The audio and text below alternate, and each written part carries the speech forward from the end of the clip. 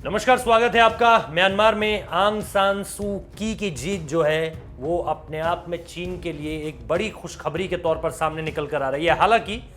भारत के साथ भी म्यांमार के रिश्ते बहुत खराब नहीं है और जहां तक आंग सान सू की बात है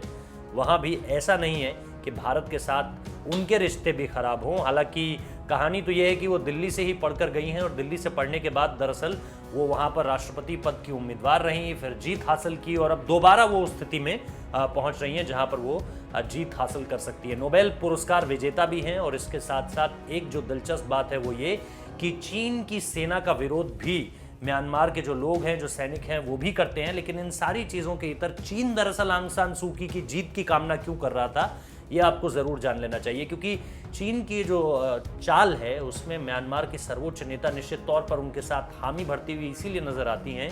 क्योंकि उन्हें इसमें अपना हित भी नज़र आता है। यानी दो तरफा ये जो दो धारी तलवार है इसमें म्यांमार जो है इस वक्त पे निकलता हुआ दिख रहा है कि भारत के साथ भी समर्थन जता रहा है, भारत के साथ भी सही तरीके से बर्ताव कर रहा है। हालांकि वहाँ से कई रोहिंग्या हैं जो भारत में ही आकर पनाह लिए हुए हैं और उनको लेकर के म्यांमार के पास किसी तरह का कोई एक्शन नहीं है। हालांकि उन रोहिंग्याओं के खिलाफ उनका जो एक्शन था वो बहुत ज़्यादा क्रूर था, लेकिन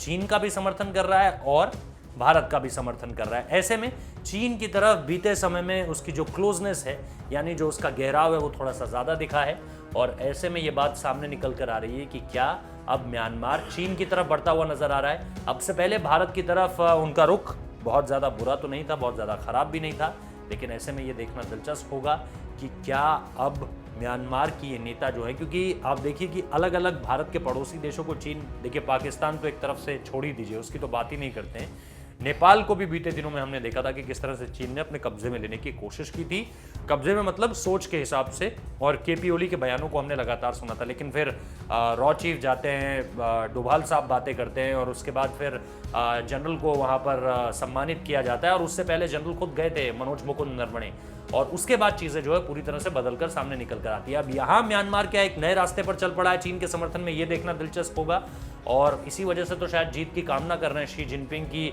आंग सान सू की जीत जाए तो फिर चीज़ें जो है वो थोड़ी सी बदलती हुई नजर आएंगी। देखते हैं कि चीज़ें आगे कैसे बढ़ती है। क्या म्यांमार भी भारत की तरफ उसी तरह का रुख रखेगा जो थोड़े दिनों पहले हम नेपाल की तरफ से देख रहे थे, ये जानना बहुत ज़्यादा दिलचस्प होने वाला है। फिलहाल इस वीडियो में बहुत इतना ही, इजाज़त दीजिए, नमस्कार।